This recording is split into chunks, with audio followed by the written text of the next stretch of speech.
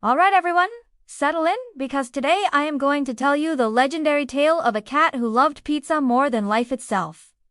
This isn't just any cat, mind you. This is Leo, my fluffy, four-legged roommate who normally spends his days sleeping in sunbeams and judging my life choices. But when the scent of a freshly baked pizza fills the air, something primal awakens within him. He transforms from a docile house cat into a culinary criminal, a furry ninja with a one-track mind. Pizza. It all started on a Tuesday, which is, as we all know, official pizza night in this house. I had just placed a masterpiece on the counter, a large pepperoni with extra cheese, glistening under the kitchen lights. I turned my back for literally 3 seconds, just to grab a plate. When I turned back, a perfect triangular void had appeared in my pizza, and who was sitting in the corner, looking suspiciously satisfied, with a telltale smear of tomato sauce on his whiskers. You guessed it, Leo. I looked at him. He looked at me. He blinked slowly, as if to say, "And I'll do it again." That was a declaration of war. The next pizza night, I was prepared. I set up a fortress around the pizza box, a barricade of pots and pans. I thought, no cat can breach these defenses. I was so wrong. I went to the living room to grab the remote, and I heard it. A faint asterisk clink asterisk, followed by a soft asterisk thud asterisk. I sprinted back to the kitchen like I was in an action movie. The scene was one of brilliant, calculated chaos. Leo had somehow navigated the poton pan maze, using a stray spatula as a ramp. He was standing triumphantly on the counter, a full slice of pizza dangling from his mouth, twice the size of his head. He looked like a tiny, furry lion with his prize. The moment our eyes met, he was off. And so began the great pizza chase of 2024. He bolted from the kitchen, pizza slice dragging heroically behind him. I was in hot pursuit, dodging furniture and yelling things like, "Leo, drop the pepperoni." "That's in order." He zigzagged under the coffee table, a move I couldn't follow without serious injury. He then leaped onto the sofa, using the back as a launch pad to reach the top of the bookshelf. There he sat, perched like a gargoyle, nibbling on his stolen treasure. He'd outsmarted me. Again, this became our weekly ritual. Me, ordering a pizza? Him, plotting its heist. I tried everything. I tried putting the pizza in the microwave to cool. He somehow learned how to nudge the door open. I tried putting a heavy cookbook on the box. He just pushed it off. He was relentless. A furry missile locked onto a cheesy target. His dedication was, I have to admit, a little bit impressive. The kitchen became a battleground.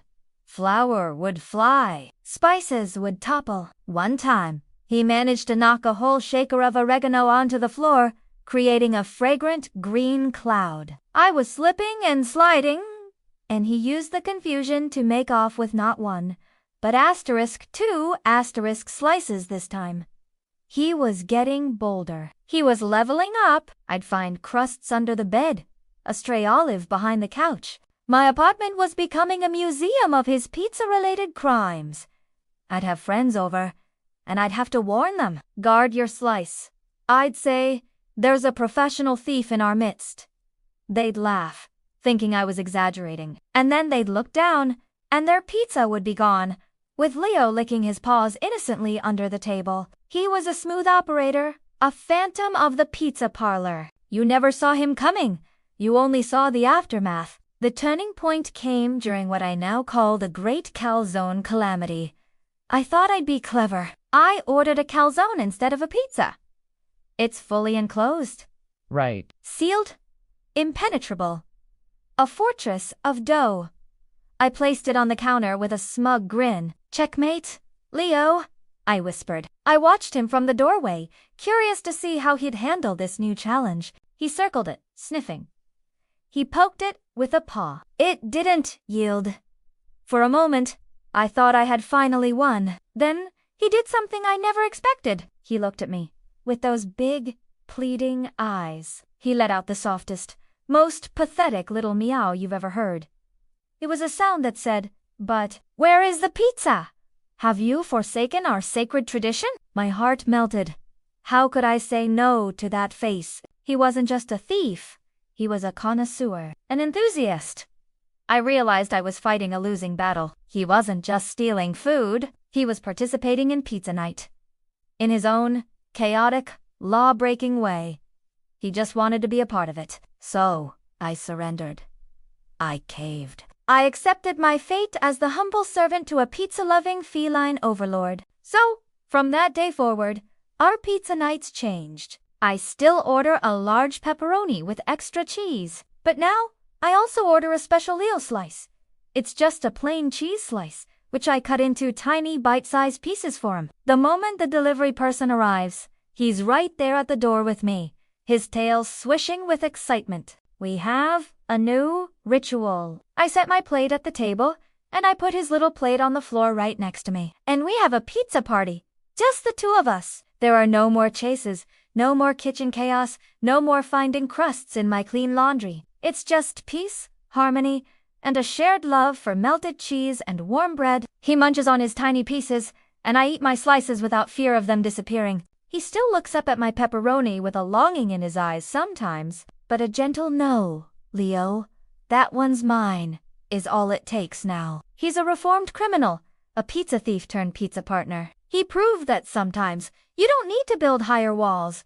You just need to set an extra plate at the table. He's not just the cat who loved pizza. He's the cat who taught me that sharing pizza is even better. So that's the story of Leo, the cat who went from being a notorious pizza bandit to my best pizza night buddy. It just goes to show you, all it takes is a little understanding ...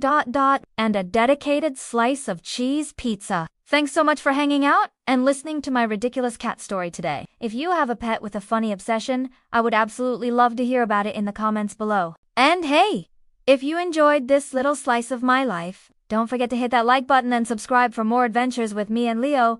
We'll see you in the next one. Bye.